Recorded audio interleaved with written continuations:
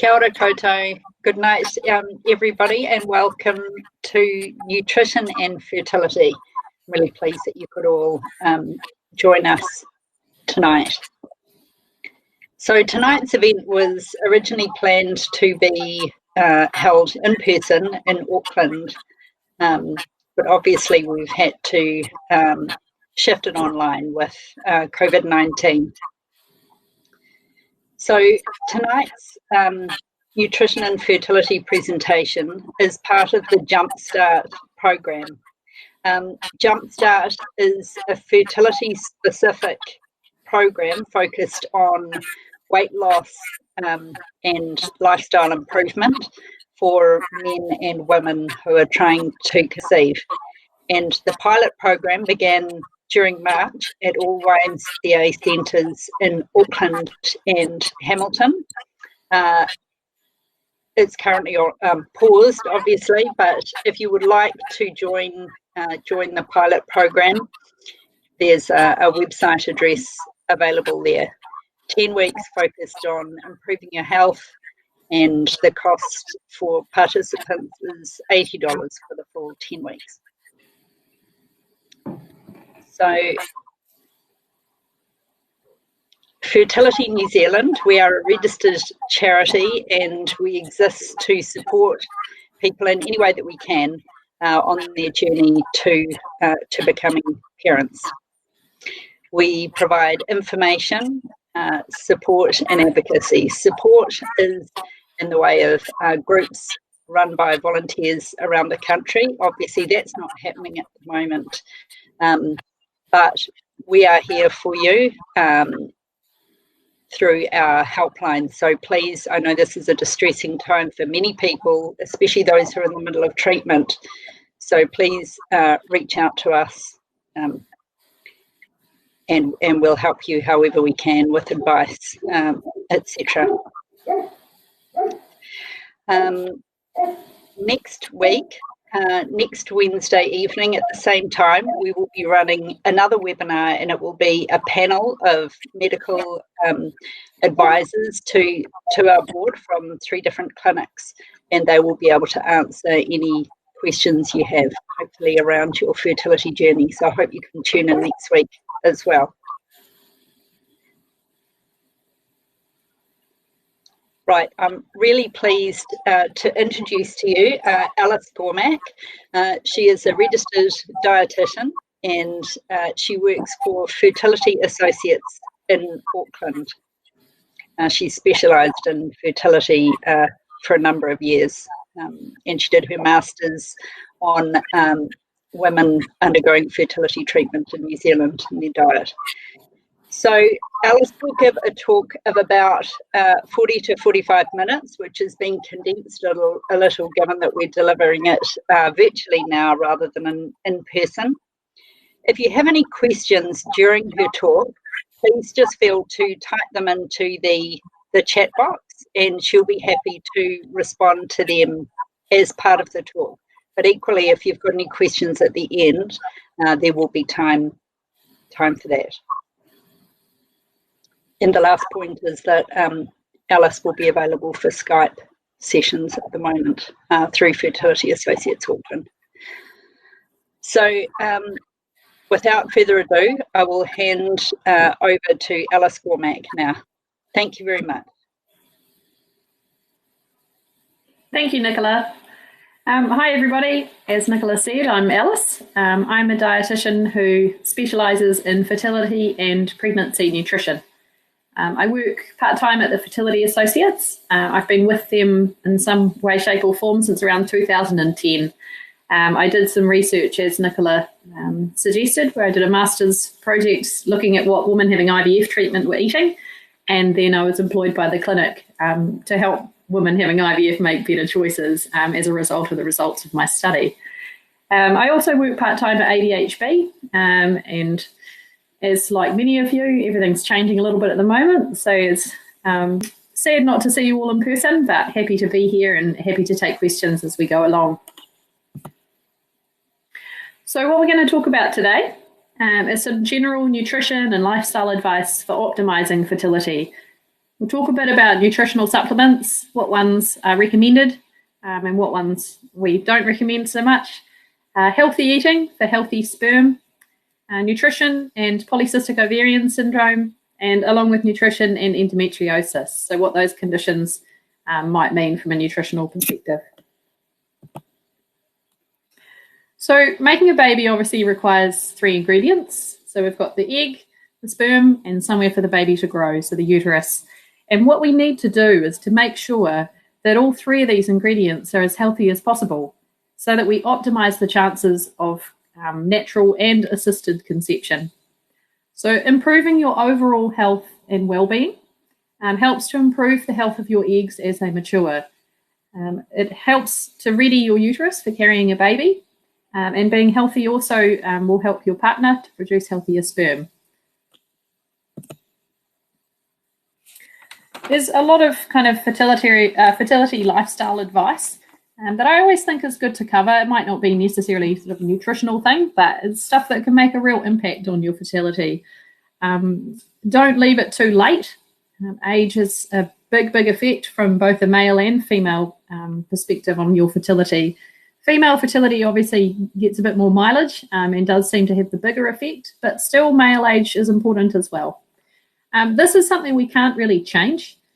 So you might say, well, why is she talking about age? But what I'm just going to say is if you're, heading towards 35 and you're just seeing how things go and it's not really happening for you, then don't wait a long time to seek treatment. Just get onto it as soon as possible and see what's going on. By age 40, there's around a 5% chance of pregnancy per month for females.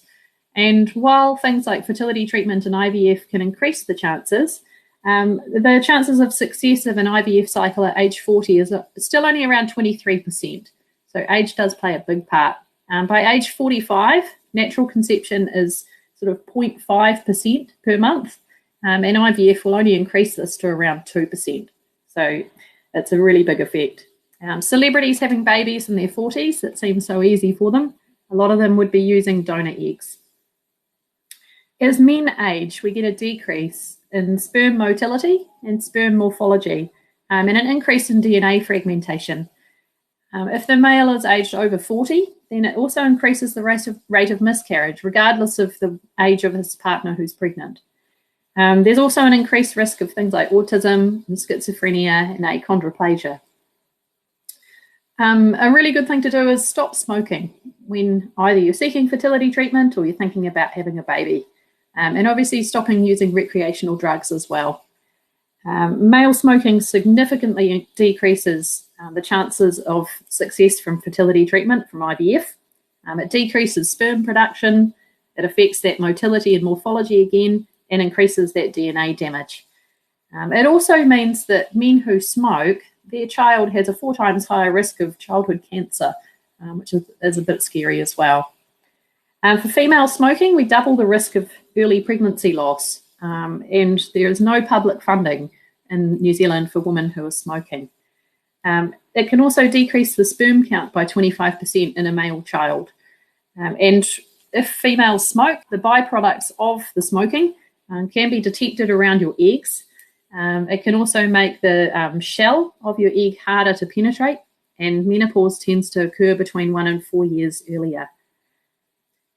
Moving towards a healthy body weight is really important. There's a slide I'll come to a bit further down the track that kind of illustrates this as well.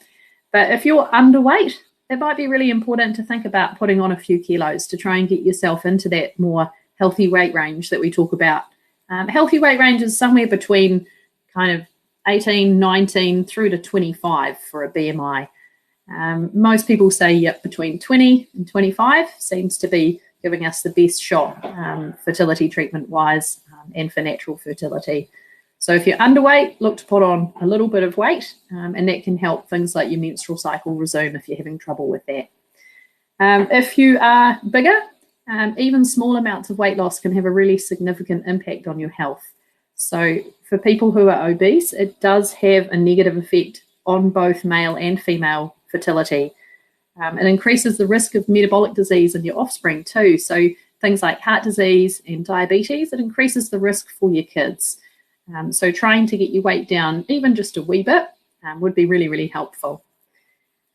For obese women, they have a lower pregnancy rate. They have a decrease in live births. There's an increase in pregnancy complications and an increase in miscarriage. So it's some really scary stuff.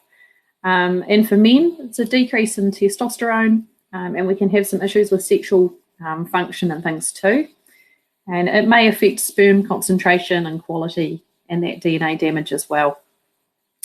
In terms of weight loss, if you are bigger, weight loss can restore regular menstrual cycles for a lot of people, and it can increase the chance of spontaneously ovulating and conceiving for people who don't really get periods, aren't ovulating themselves.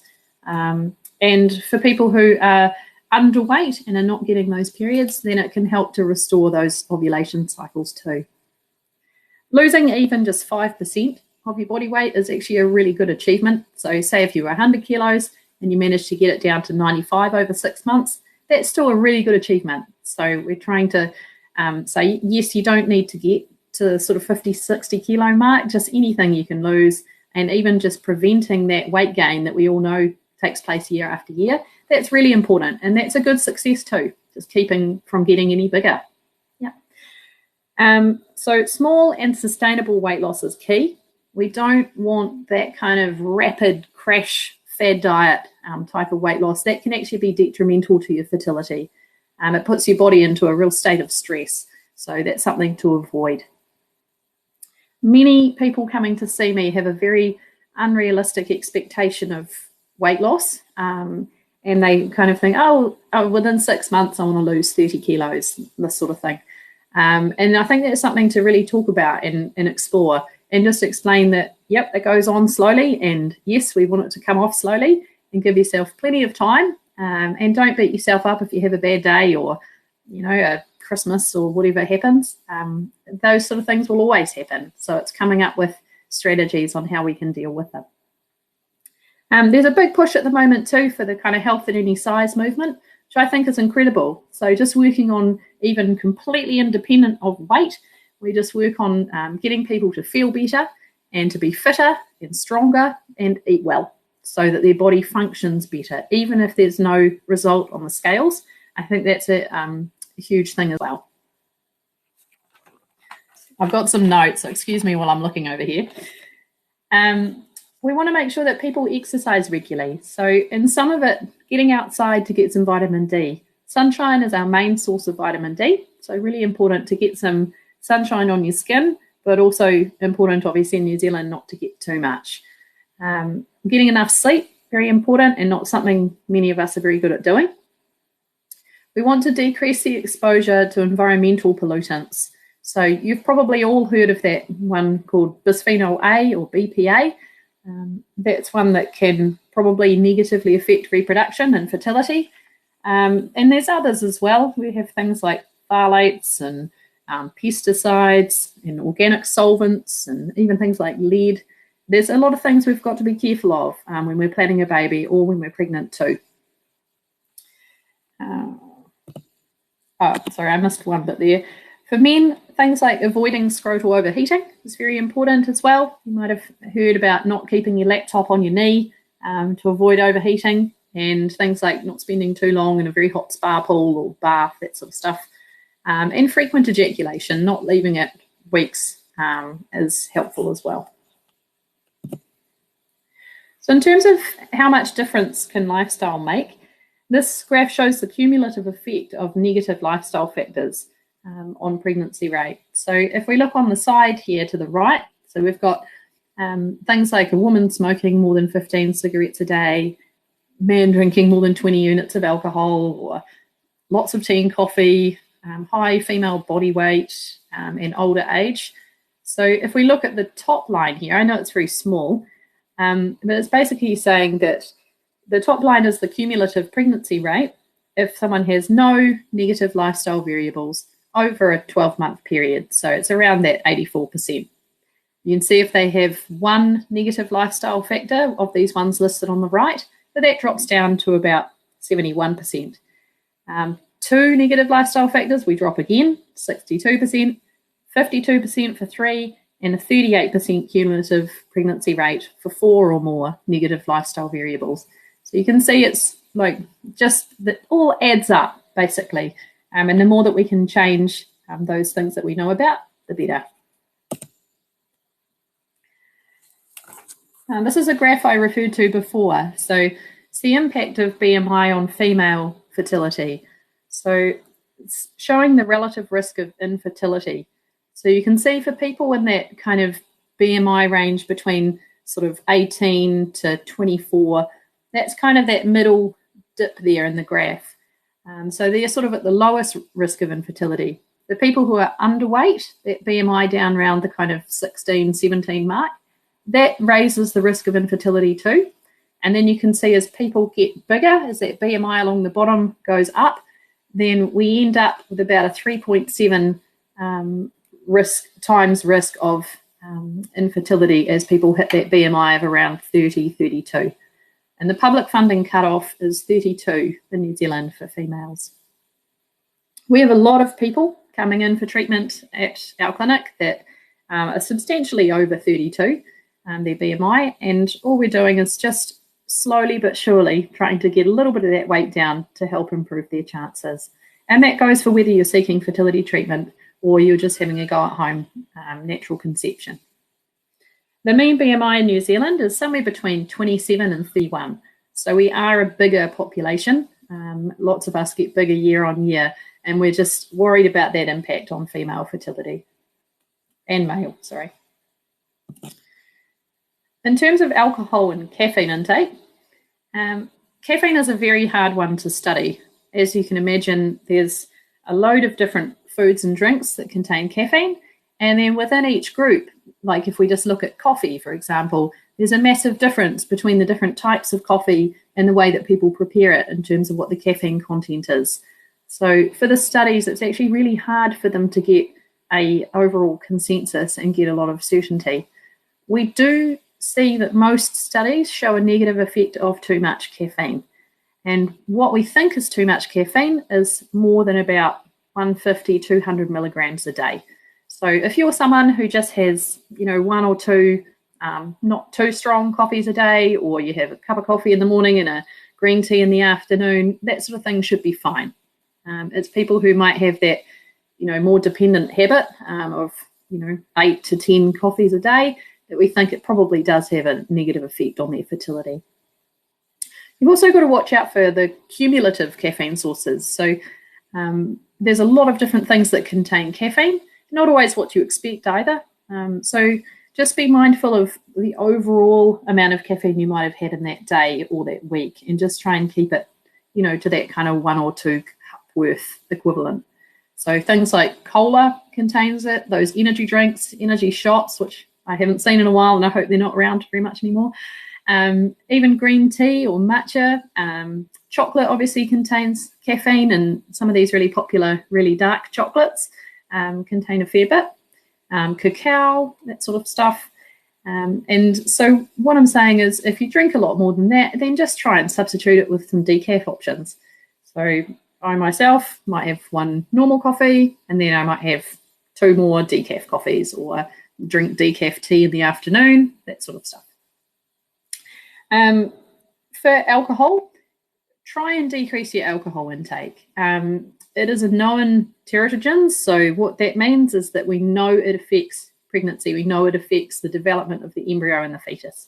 So we certainly don't want to be doing anything to try so hard to have a pregnancy to then jeopardize that pregnancy by having too much alcohol. We know too much alcohol also reduces fertility and increases the risk of miscarriage.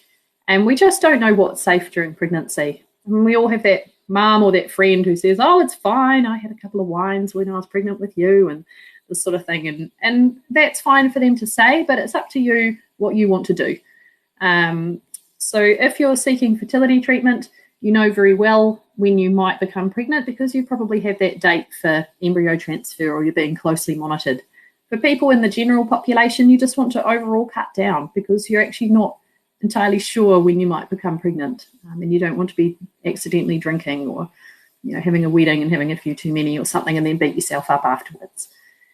For men, over 20 standard drinks a week seems to reduce the number of pregnancies, so important for the guys to be a little bit careful as well. There are heaps of non-alcoholic drinks available now. and a lot of them are quite low sugar options too. You can also get a lot of beer now that's 0% or 0.5, things like I think there's Heineken Zero, and there's Asahi Zero, Bitburger and Klostertaler, and all these other ones that seem to have a low alcohol variety. So if you like things like beer, then maybe try some of those options too. So I'll spend a fair bit of time going through these couple of slides, because this is the real basic nutrition for overall health, but also fertility.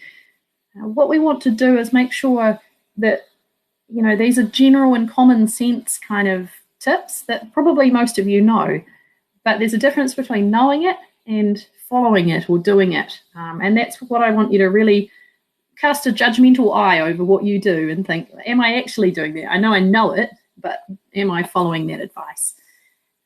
These are probably the most important things you can do. So regardless of the other little bits and pieces that we add on for advice for polycystic ovarian syndrome or endometriosis and that sort of thing, this is still the basis for all of our kind of nutritional advice for people having fertility treatment and just improving overall health in general. So recent research has suggested that following a kind of Mediterranean style dietary pattern seems to be quite helpful for fertility.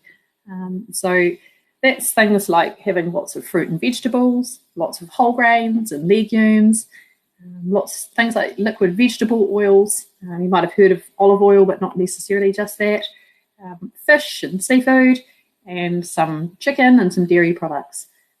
What that dietary intake seems to have less of is red meat, so cutting it down to around once a week or so. Saturated fat, which is kind of that animal-based or coconut-based fat, and alcohol. Mediterranean style diet, you think, oh no, they're having alcohol, like it's Italy and Spain and that sort of stuff. Actually, it's quite small amounts compared to what we as a nation tend to consume.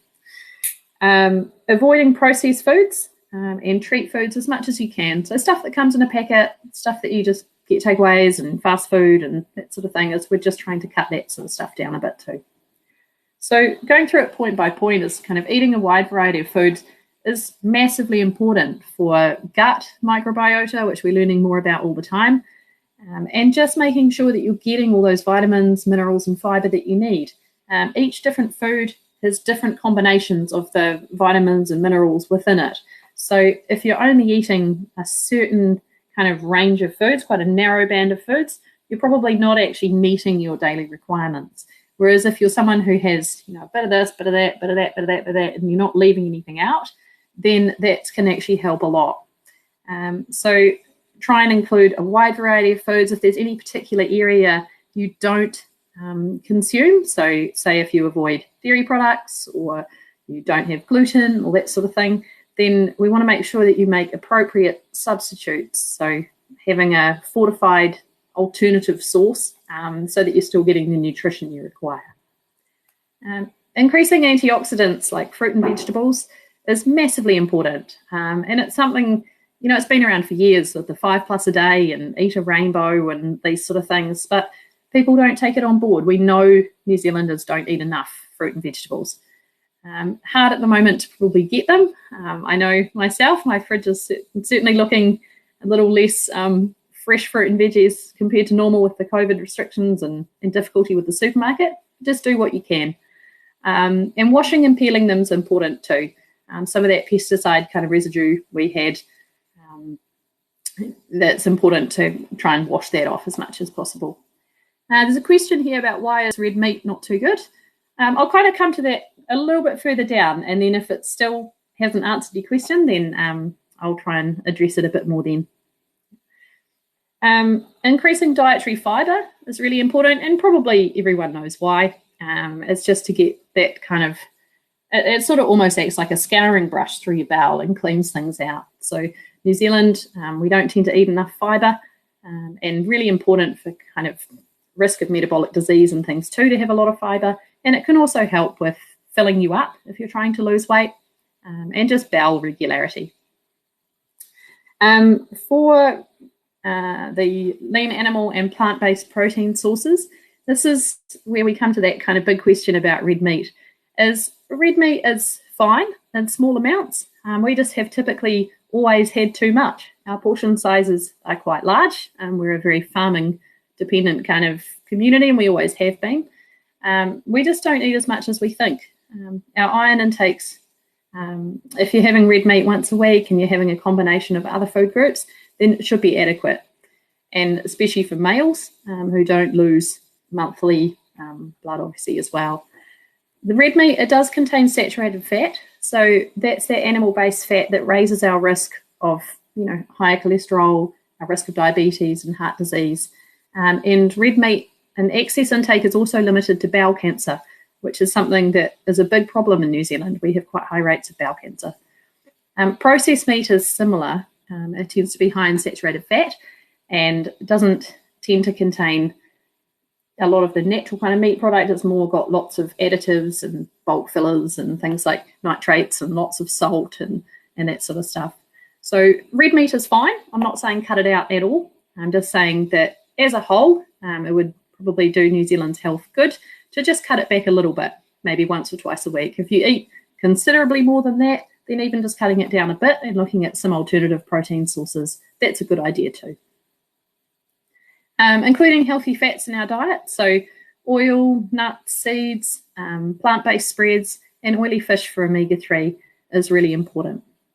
Also good for things like the baby's eye and brain development when you do become pregnant. I'm just about to come to this one. So decreasing that saturated fat, which is found in animal fats, and coconut fat. So coconut is a funny plant, and the fat that's in it is actually mainly saturated fat. So it's more similar, the fat content of it, to the fat that's in animal products, more like your butter and your meat fat kind of thing, in terms of what your body will do with it. So we know that coconut, because it's a saturated fat, will raise cholesterol, and it does tend to raise our risk of metabolic disease like cardiovascular cholesterol issues and type 2 diabetes. So no, it's not a healthy fat if you compare it to the kind of liquid plant-based oils. So anything that's liquid at room temperature on the supermarket shelf, an oil, then that's a lot better for you than anything that's solid. So when you look at the solid, it's more like the butter, the lard, the shortening, and the coconut fats. The coconut fat, it's not as bad for us as meat fat, but it's kind of somewhere in the middle. And that's why we're saying it's misrepresented as a healthy choice when it's not so much, unfortunately. Tastes good. I'm the first to admit I like coconut. So just use it as, a garnish on a curry, or it might be a little bit sprinkled over your muesli, or that sort of place for it, as opposed to using things like the coconut yogurt, which can be really, really high in saturated fat and total fat content. Using things like light coconut milk instead of coconut cream when you're cooking, that can help to reduce the saturated fat too. Decreasing simple carbohydrates is a really good idea. So you hear all these people going on quite extreme sort of diets and getting rid of all carbohydrates, but that's not something I'd suggest at all. What we should do is relook at what carbohydrates we are eating. So making sure that they're more like the whole grain varieties and that they've got a bit of goodness to them, and they're not just there for taste and bulk filling. So bakery kind of products and treat foods, chips, fast food, sugary drinks, chocolate, lollies, all of that sort of stuff is what I call these really simple carbohydrates that you tend to digest really fast. They don't fill you up, and they've got a lot of other calories, usually from fat and things too, and they do put the weight on without giving us much goodness. Whereas you've got the kind of whole grain carbohydrates, which I'll talk more about in a minute too. And those are the ones that are more natural and unprocessed, and they take you longer to chew, and they're normally brown. They normally have bits in them, and they'll give you a load of B vitamins and fiber, as well as energy, but just definitely a lot more nutritious. So processed foods, I've kind of covered that, I guess, in what I was saying above, is we just don't want to be having things that, they're not in their natural form anymore. They've had a lot of sugar, salt, fat, and additives and preservatives and all sorts of stuff added to them. So choosing stuff that's in a more natural form is better, and generally tends to be healthier too. Moderate fat dairy products I've put on here because there's some evidence that perhaps the really low fat dairy products for people who have things like ovulation disorders might not be as good an idea. So if you're currently having things that are light blue, that reduced fat kind of option somewhere in the middle, then that's perfect. Stick with it. If you're having stuff that's the kind of standard, the full fat stuff, then that'll be higher in saturated fat and lower in protein and calcium than if you move to the lighter stuff. If you're having trim, stick with it. There's no real reason to switch back. We're still waiting to find out more really about the effect of the different fat and dairy products. Until we know more, a really just safe basic thing is just go down the middle, just get the light blue. Drink enough water. It's obviously important. You don't need 8 glasses a day or any magic number. As long as your urine is fairly clear, then you're getting enough. And artificial sweeteners, we need more kind of studies around this. We're not entirely sure what effect it has on fertility, but I would say just be careful and try to move away from all those kind of sugary drinks themselves and all the artificially sweetened stuff because they're not giving you goodness. And there's some thought that some of the diet drinks, while they're a much better choice than the sugary ones, they might just set you up to feel like you haven't got the sugar that your body thought it was and increase sugar cravings. So until we know more, water, milk, your decaf sort of coffees and teas and a tiny bit of alcohol, those are your best kind of drinks and substitutes. So what I was thinking is we'll just go through like Mediterranean diet. People often think, oh gosh, that sounds really expensive. Am I going to be buying olive oil? Am I going to be buying avocados, salmon, nuts, all these expensive things? I mean, those things are all part of the Mediterranean diet, but you can do Mediterranean diet on a budget. And I do. I mean, I don't have masses of money to be throwing around on my food. So I've got some tips kind of on how to do Mediterranean style eating on a budget. So for fruit and vegetables, it's basic stuff, but buy in season and, use the things that are there that haven't been imported and cost more and that sort of stuff. Use what we make and use what's around and plentiful. Buy regular products. You don't need to buy organic. Just try and give your fruit and veggie a good wash, get any residues off them or any COVID-19, God forbid. Buying even things like the oddly shaped carrots and the random bags of capsicums that are sort of malformed and that sort of thing. The nutrition is no different. So I tend to buy heaps of those. I fill up my trolley with, like, if you're foodstuffs or whatever, it's the odd bunch, kind of carrots and strange looking things. And that's fine. Still fruit and veggie, still the same nutrition. Frozen vegetables are awesome, particularly in lockdown. They can be quite a useful way of still having vegetables with your dinner. Tinned fruit and juice is fine as well. Try to drain the juice off and get rid of it. That's the part that's not as good for us. And don't chuck out old fruit and veggie. Make something with it. So I tend to make a lot of stewed fruit. With any fruit that's starting to go a bit moldy or gross, just chop the bits off, throw it in the pan, and stew it up. And you can add old vegetables into soup. You can add old vegetables and fruit into baking. It's fine. Yeah, it's a good idea. Less wastage. In terms of kind of whole grains, so whole grain carbohydrates, it's just buying the cheap stuff. So brown is fine. Wholemeal, whole grain, anything with bits in it, anything that looks brown is going to be better than anything that's white and sort of fluffy. I've just got a question here about dehydration affecting fertility. I don't necessarily know the answer to that. I would say it puts more stress on the body, which is something you want to avoid. Hopefully when you go home from work, you do get a chance to kind of stock up on liquids and kind of rebuild that level so that you're not operating in a thirsty sort of situation the whole time. If you can, take a bottle of water to work and try and drink when you're there, or if you've got a water filter or something, try and just have a wee bit. Or when you have your breaks, make sure to try and have a couple of glasses of liquid. Rolled oats are a really amazing whole grain. They're very cheap. You can use them in lots of different things, not just to make porridge, although that is one of their good uses as well. I add heaps of rolled oats into baking, anything I make, and even adding sometimes to meat, like making meatballs or meatloaf or burger patties, anything like that. High fibre cereals that are the basic ones that don't have all the added fruit and added bits and gourmet touches tend to actually be the healthiest. So things like your rolled oats, your wheat bix, that sort of stuff. If you're choosing crackers, try and go for the ones that are brown with the bits in them, and that will usually be better than the kind of, white looking or yellow looking, I guess as the case might be, ones that don't have any pieces in them. For fish and seafood, this is an expensive area for a lot of us. Oily fish is the best way to get omega-3 fatty acids, which are hugely beneficial. But you don't necessarily need to buy, big slabs of fresh salmon or anything like that.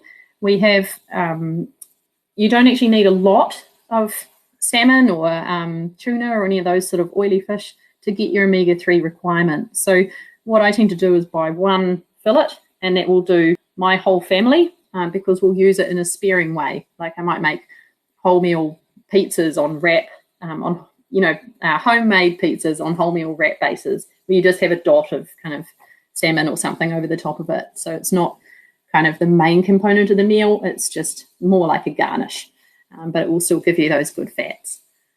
The other thing is canned fish, so canned salmon, tuna, mackerel, sardines, all of those are good oily fish, and they're cheap when they come in the tin, so go for those too. Frozen seafood, that's a good idea as well. It's often a lot cheaper that way. Or collecting it yourself if you have the ability to do that. I know sometimes when my family go to the Coromandel, we go out and collect mussels and cook them up, so just getting them off the rocks, or if you're lucky enough to have a boat or anything like that, and that's a good way to get your fish too. In terms of proteins, things like the dried beans and legumes, they're really cheap and they're really nutritious, and they're part of the Mediterranean diet too. People sort of, I don't like those lentils, and I don't like chickpeas, and I don't like this and that, but give them a real go and try them in some different recipes, because that's one of the cheapest ways to follow a Mediterranean diet, is to introduce those sort of things. It might be just like putting a can of, beans into a soup, might be emptying a can of chickpeas when you're making a roast vegetable kind of dish. Even things like adding red lentils to make mince dishes go further. I know I've done it myself, like making cottage pie, and I made it for a bunch of males in my family. I didn't even notice that there were lentils creating half of the bulk instead of it all being meat. Please excuse my dog back in the background. The perils of presenting from home. The dried ones are really cheap. So things like buying the dried beans and the chickpeas and things that you soak at home, it's a really, really cheap way to do it. But if you watch for canned beans and canned lentils and that sort of thing on special, then they can be pretty cheap as well, and very easy to use, a lot easier than having to soak and cook. The other thing is that you save money by having less expensive meat cuts. So if we're using more vegetarian sources, then you tend to actually be saving money on the amount of meat that you're purchasing, and just use that to buy more fruit or vegetables, whole grains, and a little bit of fish, etc. And buy leaner meat, use it more as a garnish than as the main part of the meal. Allergic to fish and seafood and nuts. Oh, that's a tricky one. A good alternative for omega. That is very difficult, because we know that the main omega-3 fatty acids do come from the fish, and we don't tend to make them very well from the vegetarian sources of omega-3, which is something called ALA. It's in chia seeds, which possibly you tolerate if nut allergy, which should be fine. Things like canola oil has a bit. Soybeans, so things like edamame beans, that would be something to try. And if you tolerate them, walnuts, I'm not sure what nut you're allergic to, but a lot of people can be allergic to one variety and still tolerate others. So those would be things I would try. What else? So for dairy, ways to save money with dairy is just buy the home brand milk. There's no real difference between the expensive milk brands and the other ones. So just go for the cheap milk. Choose the light blue or the green, as we talked about before. And any yogurt is fine, really. Like the cheap yogurt is really good. You can use it in cooking. You can use it on your cereals. You can use it in baking, all sorts of uses. I find the Indian cooking yogurt, like the Gopala type of thing, that's pretty cheap. That's really good. Chia and edamame, good. I'm glad it helped with a little bit. It was a curly one. Healthy fats, that's another one where people say, oh gosh, that's really expensive. I don't want to have to buy, extra virgin olive oil and this sort of thing that's $13 a litre. And the truth is you can just, liquid oils is fine, liquid plant-based oils, like we talked about before. Even, your canola oil, rice bran oil, soybean oils, those sort of things, that's okay. And if you do want to buy nuts, raw nuts are the best to get rather than the roasted or the flavoured, which tend to go off quicker, which means that the fat turns from a really good fat to being not such a good fat. So raw is best, and if you like them roasted, just roast them yourself in small batches so that the lipid in the nut doesn't get too old, basically. What have I got on here? Seeds. Seeds are a really good way to get those healthy fats, and it's cheaper. So pumpkin seeds, sunflower seeds, sesame seeds, whatever. I chuck them in everything. So sometimes I'll make a mix of seeds in the oven, bake it for a little bit, and then just keep it in an airtight container and just add it to whatever I like, really. So lots of salads or cooked vegetable dishes where I just sprinkle a bit over the top. A plant-based margarine is a good way to get the healthy fats as well. So you might have seen like your olive oil based spreads or your canola oil based ones, any of those sort of things is fine. Margarine, this is always a contentious one, but margarine is actually a better choice than butter. And avocados, those are a really good source of healthy fat as well. I know sometimes they can be really expensive, so like we talked about, seasonal is good. And I'm just seeing if I've missed anything on my page of notes there. Don't think so. So the nutritional supplement situation, basically you don't need to take many. If you're planning a pregnancy for females, then you do need to be taking folic acid. And the Ministry of Health recommendation is for 0.8 micrograms a day for at least a month before you conceive, and then for your first trimester. And at that point, after that, you can stop it, although it doesn't do any harm particularly to keep taking it if you wanted to either. Most over-the-counter supplements, so ones you don't get on a prescription, only contain 0.3 or 0.5. And even some of the pregnancy multivitamins don't have that recommended Ministry of Health level of folic acid in them. So just be a bit careful. Iodine as well, that's something you need to take when you're pregnant all the way through to the end of breastfeeding if you choose to breastfeed. So it's 150 micrograms, and that's on prescription as well. There are pregnancy multivitamins. You've probably all heard of Elevate and Blackmore's Pregnancy and Conception Gold and Conceive Well and Vitamins and all these other ones. You probably don't need to take a pregnancy multivitamin. If you're eating a fairly balanced normal diet, then I would just take the prescription ones. We know that they're registered medicines, we know what's in them, and we know the dose, and they're cheaper. So that would be my recommendation. You're probably not going to come to any harm at all by taking things like, your pregnancy multivitamins, but it'd be more harm to your bank balance. And quite good to save the money you're spending on supplements and spend it on better food. If you are low in iron, then iron supplements are available on prescription too. And if you don't tolerate them particularly well, you get a sore tummy or anything like that, then you can just take them every second day. Or if you're really battling with them, then something like the Elevate or the multivitamin might be good in terms of it contains a lower dose, so it could help. Vitamin B12 is important for vegans. It's an injection that they have to get. It depends how long you've been vegan, because it takes quite a while for your B12 stores to run out. Coenzyme Q10, we're not quite sure about. It possibly has a role for women who are older and having fertility treatment. But again, there's no clear dose and we don't know enough. And the supplement industry in New Zealand is very unregulated. So I would just be careful, go on the cautious side. And omega-3s, we're still not entirely clear on the evidence for fertility. I always say to people, have 1 or 2 Brazil nuts a day, because that will get you your selenium requirement. New Zealand, we're very low in selenium, and the things we grow in our soil are low too. So that's a natural way to get enough. But stop at 2, because you can actually get selenium toxicity, which we don't want. For males, we've got Minivit and vitamins tend to be the main kind of multivitamins for fertility here. There's not a lot of evidence that you actually require them or that they're going to necessarily help a lot. I'd say focus more on your food and getting lots of fruit and vegetables. And then for things like your specific antioxidants, I've got a list there of things like zinc and vitamin E and L-carnitine and selenium and these sort of things, but concentrate more on the food sources of them as opposed to taking them in a pill. If you take a large dose of something like zinc or calcium or iron, it can actually displace the absorption of some of your other nutrients. So if you're going to take anything, take a multi, don't take mega dose sort of one vitamin or mineral. And again, if you're eating a balanced diet and you're concentrating on those lean protein sources, that's where a lot of our zinc and iron come from anyway. So I would say just concentrate more on getting a bit of fish, getting a bit of seafood, having a bit of cow's milk, which we know has good calcium and protein and things. You should be fine.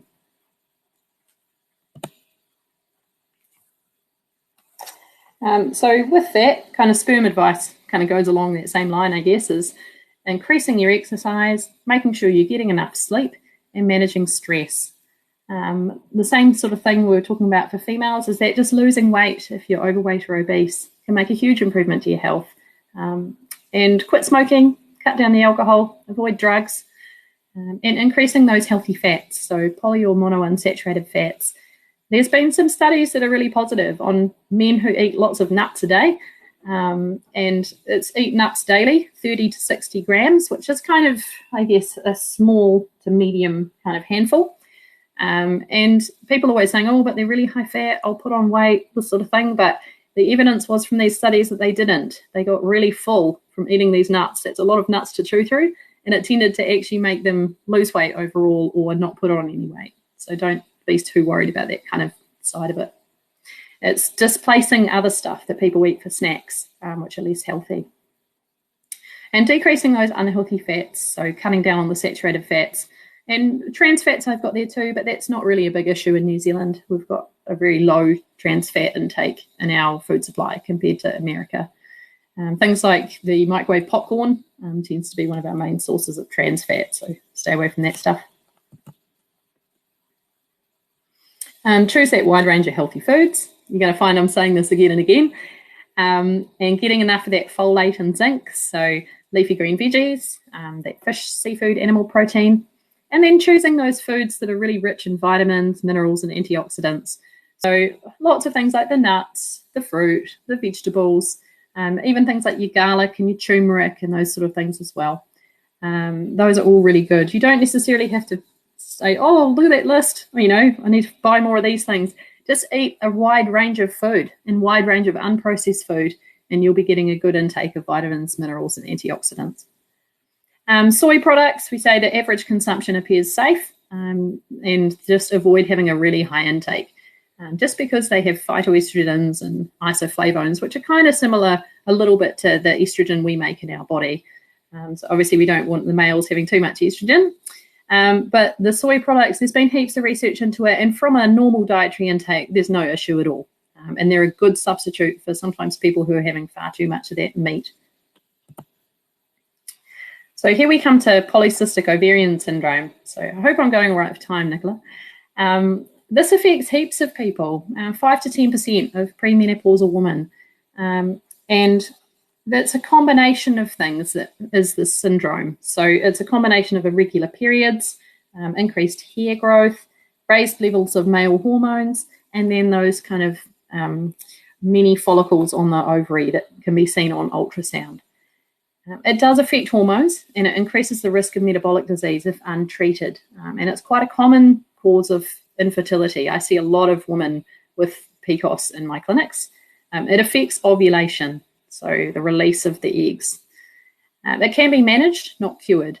And the main way to manage it is with medication, and that might be metformin to improve your insulin sensitivity, might be the contraceptive pill for some people, could be anti-androgen medication, or some medication fertility treatment to stimulate the ovaries.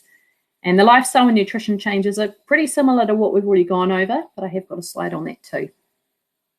For overweight women with polycystic ovarian syndrome, weight loss and exercise are really, really important. And we know that these women tend to put on weight more easily and more quickly.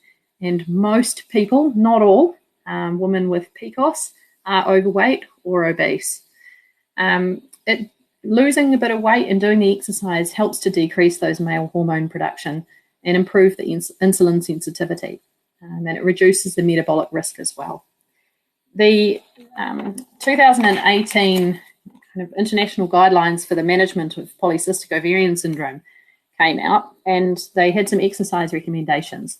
And they're pretty lofty, but this is what they were saying is needed to control it. So for preventing weight gain in the first place, it's a minimum of 2.5 hours a week of exercise, moderate level exercise, plus 2 days a week where you do some muscle strengthening, and aiming for over 30 minutes of activity most days. So if you're looking to lose weight, if you're overweight or obese and you need to get your weight down or to keep the weight off after you've lost some, then they recommend a minimum of 4 hours a week of that mild to moderate intensity exercise, plus the 2 days of muscle strengthening, plus trying to aim for 10,000 steps. Well, aiming for 10,000 steps, sorry, as part of that kind of 4 hours a week exercise. And trying to minimize any sitting time or sedentary time. So if you spend a lot of time at a desk or sit around in the evening, that sort of thing, it's trying to minimize that too. So they're pretty hard goals that a lot of people will really struggle to get there. So I think the main takeaway message there is just try and do as much as you can and enjoy activity, choose things that you won't get bored doing, and choose a variety and try and be active some way every day. So the nutritional management of polycystic ovarian syndrome is that same kind of international guideline that came out said that no one diet is better than another. So whatever helped you to cut down your food and your calories going in, if that works for you, go for it, because it's the overall weight loss that is important. It's not kind of what you do to achieve that weight loss, if that makes sense. So if you find that doing like the 5-2 or not having carbohydrate with your dinner meal or not eating after 8 p.m. because that's when you might eat junk or this sort of thing. If any of those things work for you, then go for it.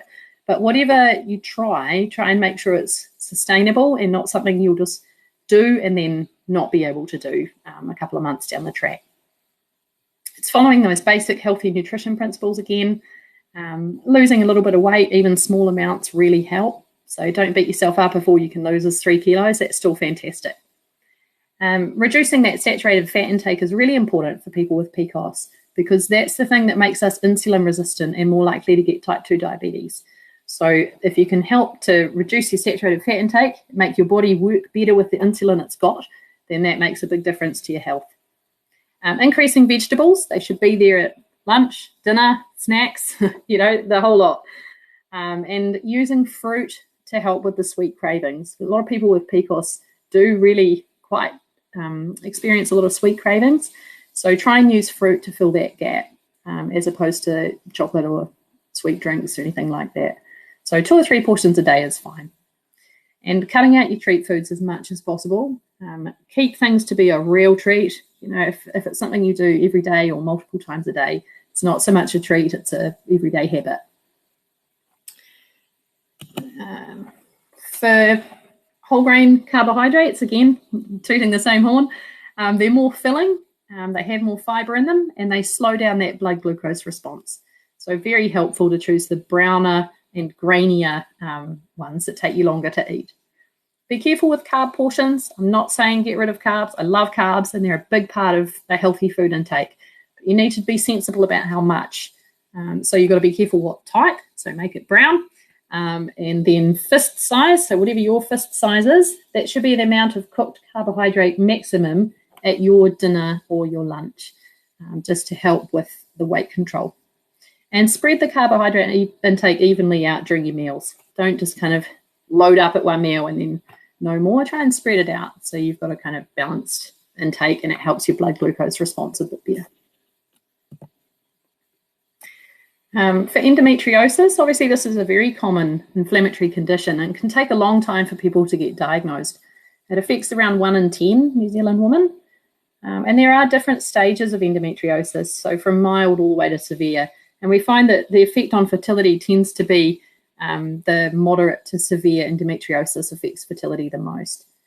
There's no specific diet for endo, but there's some simple changes that often help people. And that's to have lots of fruit, vegetables, whole grain carbohydrates, and having a lot of fiber might help to manage your estrogen levels. The more estrogen you have, the worse sometimes the endometriosis gets. Increasing those omega-3 fats, so they're anti-inflammatory, and then decreasing the processed food and the red meat because that's more pro-inflammatory. So we're just trying to kind of swing the balance there a little bit. Cutting down on caffeine and alcohol because we know that sometimes if you have a lot of these, it can increase your estrogen levels. And soy products, contrary to what most people think, we're not sure actually whether they help or hinder, but they actually, instead of being this kind of, they're phytoestrogens, they're similar to estrogen, they're going to make my endo worse, they might actually be beneficial, they're thinking, because perhaps they bind, they're similar enough to estrogen that they bind to the estrogen receptor, and that blocks the real estrogen from being able to bind and raise the body levels. So don't cut it out, is what I'm saying. We need to know more about it, and a small amount here and there is fine. FODMAPs you might have heard of if you have endo as well. There is real common overlap between endometriosis and irritable bowel syndrome. So around 90% of women with endometriosis experience gastrointestinal issues as well, like bloating and sore tummy, diarrhea, constipation, that sort of thing. There was a New Zealand study of 160 women who trialled a low FODMAP diet. And for people who had both endometriosis and irritable bowel syndrome, it reduced their symptoms in 72% of them. So it was worth a try. As I've said there, it might be worth a go if you have endometriosis and bowel issues. But do try and trial it under a dietitian who specialises in FODMAPs because it's actually a pretty complicated diet to try and follow on your own. A lot of the things when you look at what you can and can't have, it doesn't seem to make a lot of sense. It does from obviously the kind of molecular level, but just to look at something, you're not going to really know whether it's high or low or what. Yeah. So coming to the end here now, the main take-home advice is to kind of follow that more Mediterranean pattern. So it's helpful for fertility, for males, for females, but it's also really, really good for heart health, risk of Alzheimer's and diabetes and all sorts of stuff. And it's better for the environment. So it's something I feel really comfortable saying, yep, try it. It's only going to be good. Make 2 or 3 simple food goals if you can and just stick to those. So I know I've covered heaps of stuff.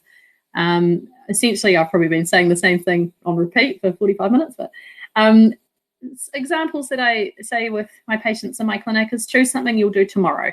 So maybe you'll have 2 bits of fruit per day from now on. Or maybe when you go to a cafe with a friend, you'll just get a coffee and you won't get a pastry or a muffin. You might choose not to eat after 8 p.m, not because eating after 8 p.m. does anything different in your body, but because that might be where your problem area is in the day. Or if you struggle at 3 p.m, it might be worth going for a walk or something, getting out of the office instead of reaching for a treat food at your desk. Some other ones is like setting a goal like I'll always have vegetable in my lunch, whether it's a tomato you have on the side that you throw in your lunchbox, but a cucumber, just anything. And making a plan to maybe have breakfast, even if it's just a bit of fruit or a piece of toast. Cutting down on the unhealthy stuff, treat foods and alcohol, too much coffee. We all love these things, but there's a place and there's a portion. Being active in some way every day, limiting that screen time, sitting time, and just taking the evidence-based nutritional supplements. Don't feel pressured into taking anything, alternative or, what worked for someone else on a forum, any of that sort of stuff. Stick to the scientific evidence. So there's a writer in America who I really like his work, and you've probably seen these before, but these are a few of his quotes. And it's eat food, not too much, and mostly plants. And that's a good slogan to live by.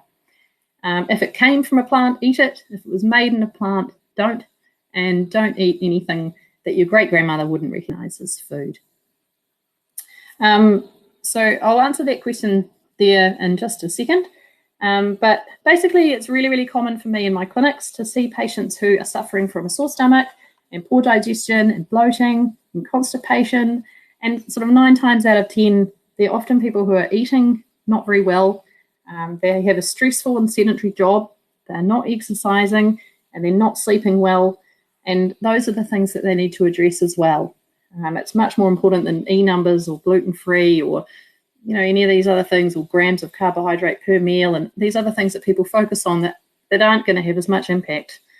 Our bodies are really good at coping, but they are designed to eat largely unprocessed plant-based foods, to be active most of the day, to go to sleep when it gets dark, and we really mistreat our bodies. So it's kind of little wonder that we have a lot of issues. I've got a question, thoughts on keto, fertility, PCOS and endo, and thoughts on dairy. Dairy is a hard one because it does contain that saturated fat, which is the pro-inflammatory type of fat. So with dairy, we do know that it's really vital for calcium for most people too, though. So it's kind of that happy medium. It's a couple of servings a day and going for things that are lower in that saturated fat, so they're less inflammatory, if that makes sense. So keep it in, but just be careful what choices you're making. And feel free to choose, a different dairy substitute if you like, things like soy milk, or soy milk's the next best to cow's milk. I probably wouldn't recommend necessarily things like almond, oat and rice milk. They're much lower in protein. They tend to not have calcium in them. So definitely your cow's milk is your better choice, then your soy if you don't tolerate cow's milk, then your other choices, and always make sure they're fortified with calcium. Thoughts on the keto diet? I'm not a big fan. I know there's certain places for it. There's a bit of work in epilepsy in kids and all sorts of things where the keto diet has been surprisingly helpful. Anything that restricts fruit or vegetables and whole grain carbohydrate is not necessarily something that I would recommend, because those are things we know are the cornerstones of keeping us healthy, reducing our risk of bowel cancer and heart disease and cholesterol, all that sort of stuff. So we want to basically be careful what we're eating, but not make food the enemy and not have to be overly rigorous on weighing things or things about, I'm permitted to have that, I'm not permitted to have that. If it's a natural plant-based food, then I want you to feel free to have it. It'd be healthy.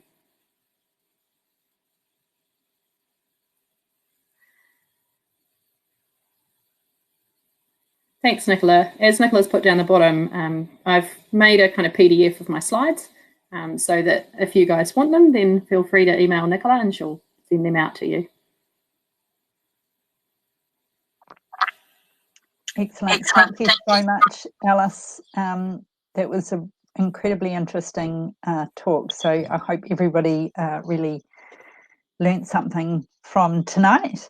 And yeah, just to point out again that next week we will be having another webinar, a fertility panel. So if you're able to join us for that, then please do so. So I'd just like to thank you, Alice, very, very much for donating your time and your expertise tonight, which was incredibly useful. So thank you very much, and thank you to everybody during this really turbulent time, to spend your evening with us learning about fertility and nutrition. So thank you, everybody. Stay safe and stay healthy. And thanks again, Alice. Hey, Konara. Good night. Kia kaha, everyone.